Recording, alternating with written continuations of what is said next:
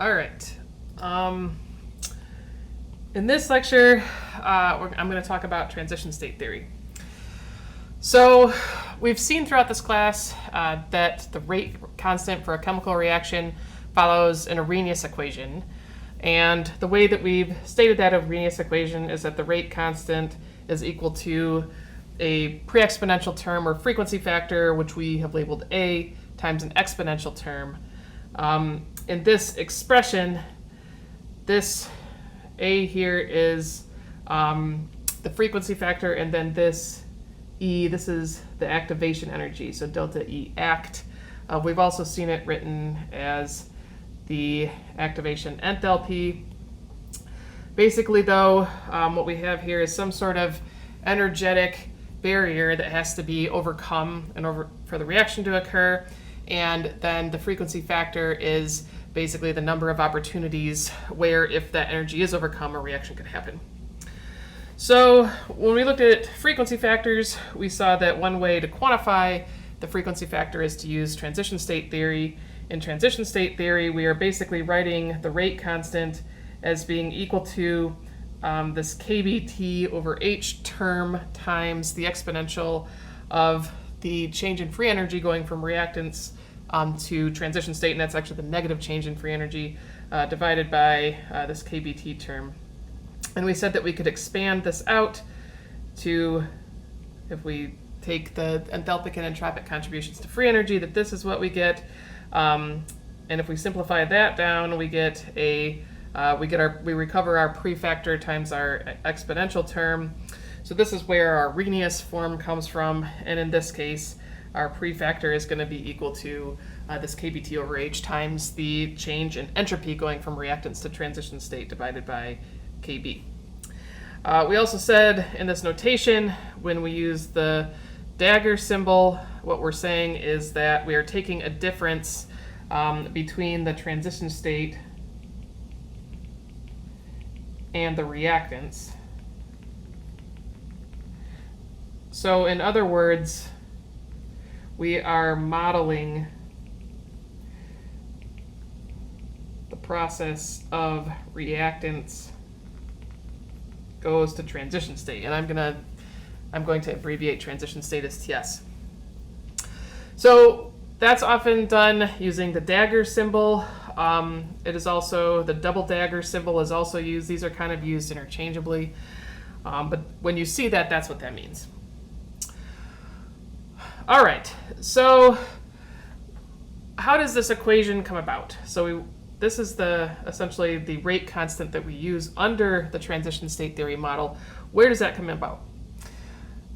So there's several assumptions here. One of those is that the reactants and transition state are in equilibrium.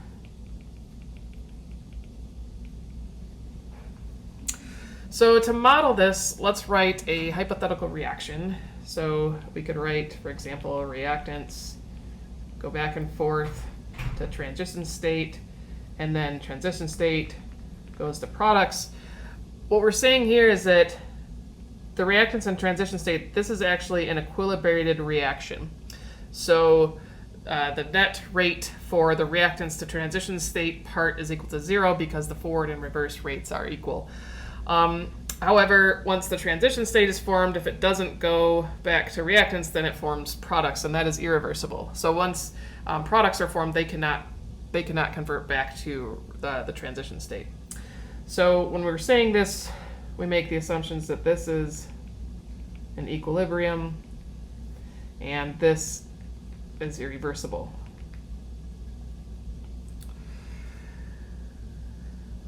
Another assumption of transition state theory is that the rate of reactants to products is equal to the number of transition state species that convert to products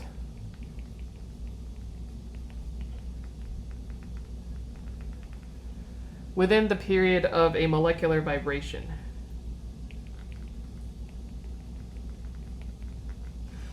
So basically, if you have a molecular vibration, that's, you have two molecules are bonded to each other, those molecules are going to vibrate against each other. So if you imagine this two-dimensional drawing, the molecules are going to kind of vibrate. And they're going to vibrate on frequency, so many vibrations per second, or so many vibrations per time. If you take the inverse of that, that is the amount of time for one molecular vibration. That's called a period. Transition state theory basically is assuming that a reaction is happening across that molecular vibration. So essentially, that bond is vibrating apart, for example. So in transition state theory, what we're trying to count is the number of transition state theories, or transition state species that form products, that go to products. So instead of going back to reactants, they go to products over the course of this molecular vibration. The rate then is going to be equal to this expression here. R is equal to nu star times CTS, or CTS is the concentration of transition state species. Here, nu is going to be a vibrational mode, so we're used to looking at nu as a stoichiometric coefficient. This is one of the variables, or the parameters, the labels, I guess, that has multiple meanings in chemical reaction engineering. Here we're talking about it as a molecular vibration. The star, we've seen that mean multiple things. We've seen it mean a catalyst site. I'm going to show in a coming up lecture that it can be used to indicate an activated complex. This is a completely different meaning, and we're saying that basically this is a special, the star here is used to denote a special vibrational mode. The special vibrational mode means that it's a mode in the coordinate of reaction progress, or it's the vibrational mode along the reaction coordinate. I'll kind of explain what that means in a little bit, but not fully because it's a pretty loaded definition. Okay, so if we want to quantify this rate, we need to identify these things. The concentration of transition state species, CTS, that can't be measured. So a transition state species has a fleeting existence, and it can't be measured. But we can obtain it from the equilibrium assumption. And I guess I shouldn't say that CTS can't be measured. It just requires very high-tech spectroscopy tools to measure it. So it's easier to obtain it from the equilibrium assumption. So we can use this assumption of equilibrium between reactants and transition state species to do that. If we write an equilibrium constant like we're used to, we're going to say K dagger sub C, the dagger indicating that the equilibrium is between the reactants and the transition state. That's going to be equal to the concentration of the transition state divided by the product of the concentrations of the reactant species raised to their stoichiometric coefficients. So notice here I'm going to use nu again, but this time I'm talking about it as a stoichiometric coefficient. I don't make this stuff up. I apologize for using the same, or the fact that we use the same letters to denote completely different things. But I also don't want to switch notation from the books I'm using because I think that would be even more confusing. All right, so we know that we can write this expression for our equilibrium constant. If we do that, we can solve for CTS. That's going to be equal to the equilibrium constant times the product of the concentrations of reactant species raised to their stoichiometric coefficients. And then we also know that we can write an equation for the equilibrium constant as being equal to the exponential of minus delta G dagger divided by RT. So this expression here, we're used to doing this, and we've kind of accepted that this is correct. It's not 100% correct. If we were being 100% correct, we would say that the equilibrium constant is actually a ratio of partition functions. So we're going to denote partition function with the letter Q. Q, our partition function. And you probably have learned about partition functions in your physical chemistry class. If not, a very brief definition of a partition function is a function that accounts for all of the contributions to free energy of a system. So the free energy is actually related to the partition function. If I say, for example, if I denote my free energy as G, then I can say that G is equal to kBT times the natural log of Q. So the natural log of the partition function, where again this kB is the Boltzmann constant, and it's equal something like 1.381 times 10 to the negative 23 joules per Kelvin. Okay, so that's kind of a subtlety. That's free energy is derived from statistical mechanics. Statistical mechanics focuses on the partition functions, so that's where that comes from. So that's and also where this expression for equilibrium constant that we're used to working with comes from. It comes from these partition functions. And why is this important? I'm going to show this in this paragraph here. So if we go back to our rate law is going to be equal to this special vibrational frequency times the concentration of the transition state. And we know that we can find the concentration of this transition state from our equilibrium statement. Now what we want to do, however, is we want to eliminate this piece. And we can do that by saying that this vibrational mode contributes a factor of kBT over h nu star to the equilibrium constant. So if we knew what this value was, then we would know the contribution of it to the equilibrium constant. This is convenient because now I have an expression of this nu star in the denominator, which is going to allow me to cancel it out here, the numerator. So if we extract this quantity out of our total partition function, this is going to give me QTS star times this piece. So basically what I'm saying here is that QTS is going to be equal to QTS star times kBT over h nu star. So basically what I'm doing there is I'm just taking that contribution from that vibrational mode out of QTS.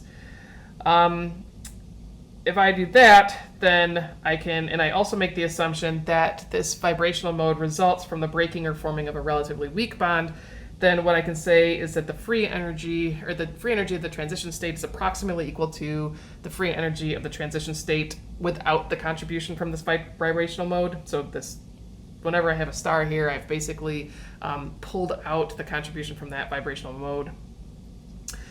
If I do that, then the concentration of my transition state is going to be equal to kBT over h times nu star times the product of the concentrations of the reactant species raised to their stoichiometric powers times the exponential of delta G dagger divided by RT. So now you see where I'm going with this.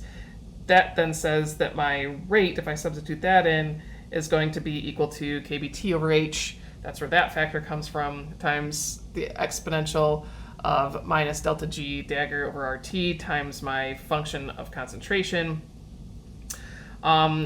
And so if I continue to simplify that down, that gives me my rate expression being equal to a pre-exponential term times the exponential of the exponential of negative activation energy divided by RT times the product of the concentration of the reactant species raised to their stoichiometric coefficients, which is the elementary rate law that we are used to.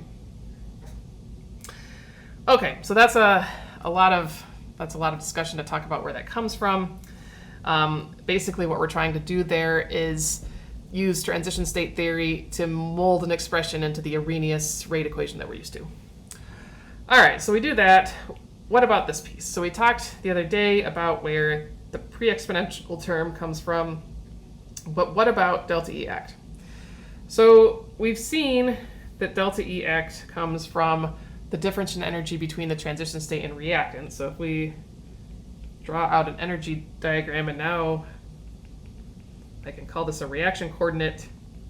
This is the coordinate or the molecular coordinate going from reactants to products. We're going to call that a reaction coordinate, and I'll explain that kind of vaguely coming up. If I have a reaction, I have my reactants, my products, And then I would have my transition state. We know that this is going to be my activation energy, and this is going to be my heat of reaction, or approximately so.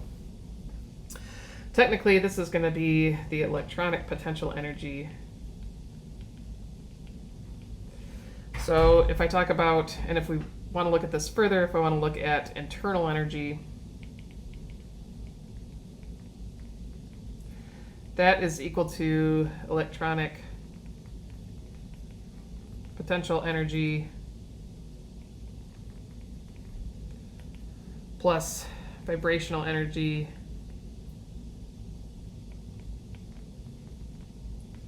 plus rotational energy. These two things are functions of temperature. This is a 0 Kelvin quantity. This quantity here makes up probably about 80%, maybe more, of the internal energy, say 80+%. So then this isn't exactly true. I have a delta H here. That's actually going to be a change in potential energy, or electronic potential energy, but it's going to be essentially equal to delta U, and for most systems it would be also equal to delta H. So this is how we can estimate these quantities off a curve. Okay, and so we've seen this type of diagram before. We've looked at this earlier in the class. You've probably seen it in your other classes. But where does this come from? So let's illustrate where this comes from using an isomerization reaction. So I'm going to use the isomerization reaction. HCN, hydrogen cyanide, goes to CNH. And I've gotten information from this reference here. It's a really detailed reference on this reaction, very helpful. So if you have a chance and you're interested, check it out. So one thing that we need to do is to identify the coordinate of reaction progress, or the reaction coordinate. So that's where I'm going to be able to create a diagram like this, is by knowing that. So this is going to come from some combination of the internal coordinates within the reactant and product molecules. So the HCN system has 3 internal coordinates. So let's first of all draw this. So if I draw my HCN molecule, that's a linear molecule, and also my CNH molecule is also a linear molecule. So for this reaction to happen,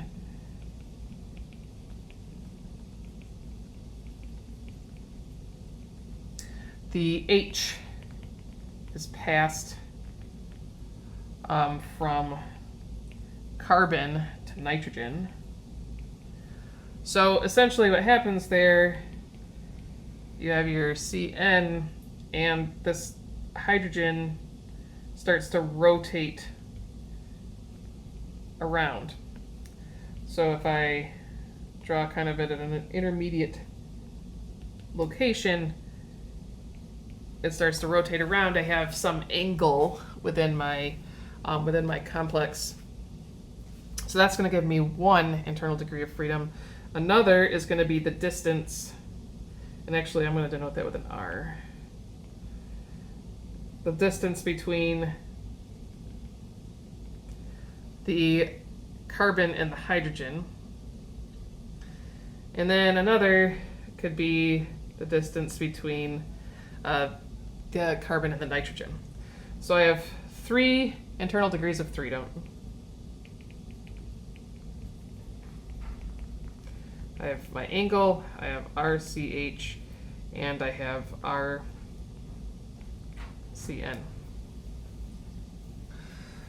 So the energy of this HCN system, as long as it's one system, we don't have an atomized system, for example, is going to be a function of, and in fact, even if it were, but I guess if it were, we wouldn't call it we wouldn't look at the internal coordinates.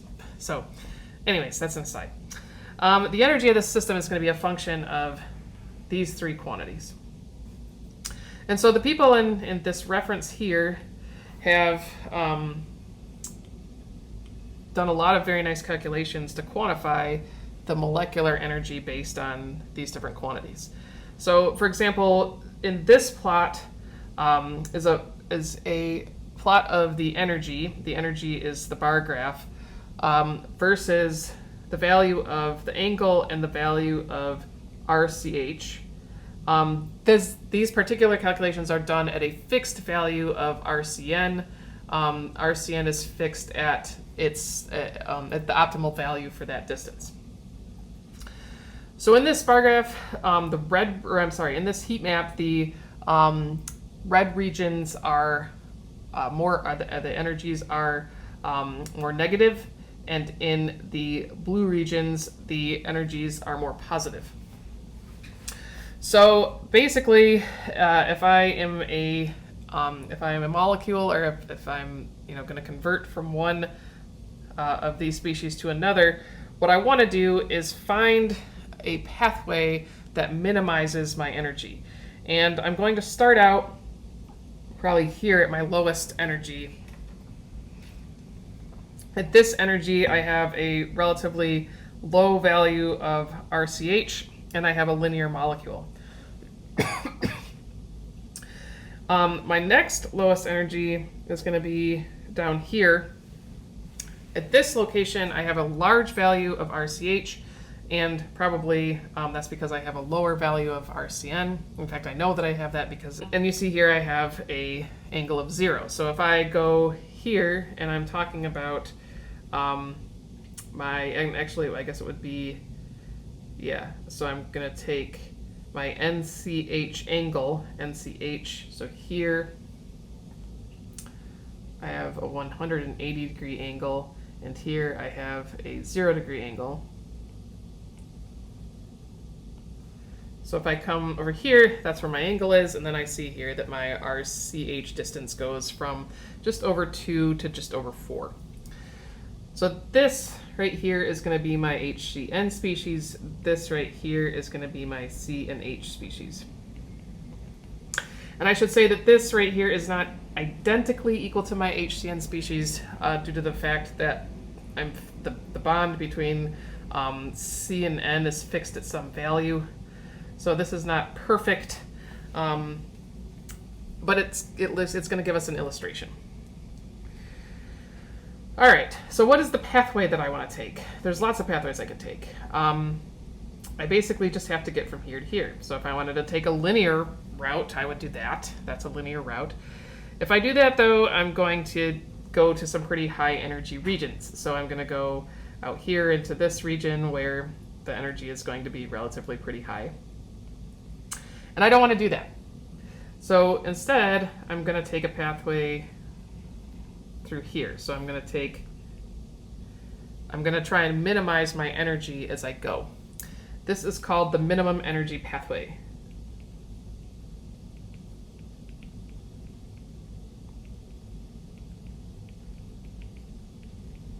Or MEP.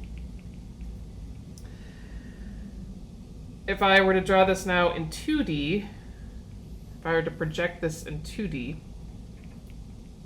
this is my energy, this is my reaction coordinate.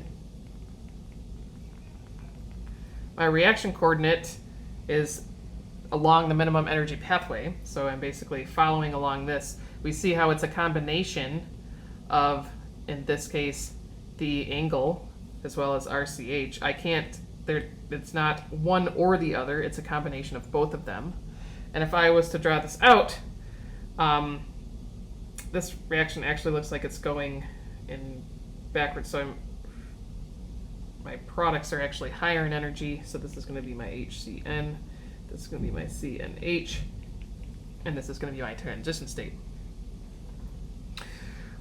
This is higher here. That's not normally the way we draw it. That's the way I'm drawing it here because I've looked at the pathway going from HCN to CNH, and HCN is clearly lower energy, evidenced by the deeper red color here.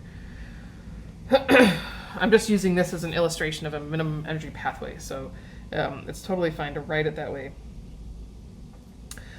So then it becomes, what do I suppose the transition state looks like? The transition state is going to occur probably somewhere in here. It's going to be the highest point it's going to be the highest point on, or the highest energy on this diagram, on this heat map. We see there that the angle is about 60 degrees, and that the CH distance is about 2.5. So if I wanted to draw this thing, I'm going to draw it something like this. This angle is going to be about 60 degrees. So we see what's happening here, right? This hydrogen originally is going to be bound in a linear formation to this carbon, but as it's being passed over to being bound to the nitrogen, it's going to maintain connection with carbon as it transfers to nitrogen. And as it does that, the angle here is going to change. So this is, if I was to take a different pathway, right? So we talked about, what if I took this linear pathway? There, the highest energy is somewhere in here where I've, written minimum energy pathway. So I didn't really plan very well when I drew this out. If I look at that, I'm going to have a larger angle, closer to 90 degrees. It's actually going to be maybe around 80 or 90 degrees, and a larger distance. So if I was to look at that species, that might look something like, I'm just not getting it right when I draw things today. Not having good drawing luck. Okay, so if I do this right here is like 3.25 angstroms. That's not even really bound. I mean, hydrogen does not form bonds like that. So this is going to be a really high energy species. I have this essentially hydrogen atom in my system.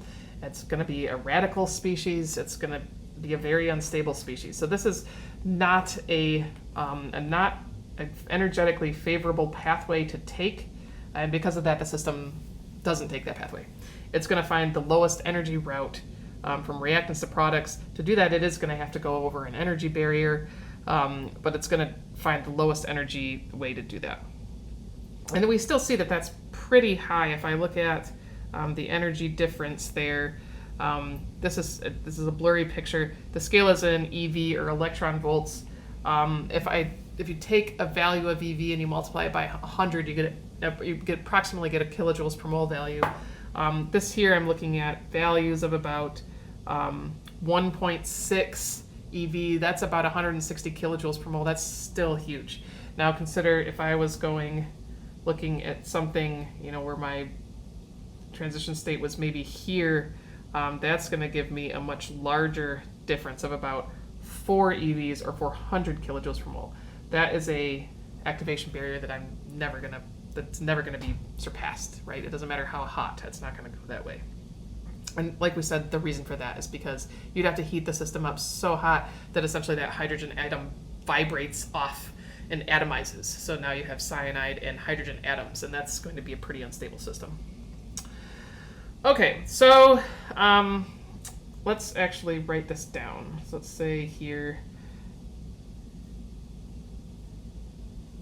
we'll say delta E act, and we'll say